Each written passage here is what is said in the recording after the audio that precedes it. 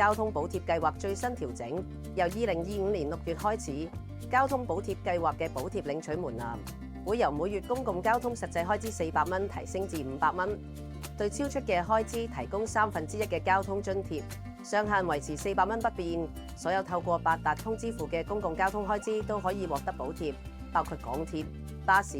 渡輪嘅月票同日票都屬於補貼範圍內，即港鐵嘅都會票同全月通等都可以獲得交通津貼。如果係用現金或者八達通以外方式購買指定車船票，就需要喺購票當日起計30日內登記。只要攜帶需要登記嘅車票、收據同八達通，去指定車船票自助登記站，根據登記站指示拍卡，輸入收據登記號碼或者掃描二維碼，就可以完成登記，十分方便。大家要記得，每個月16號開始可以領取上一個月嘅交通津貼，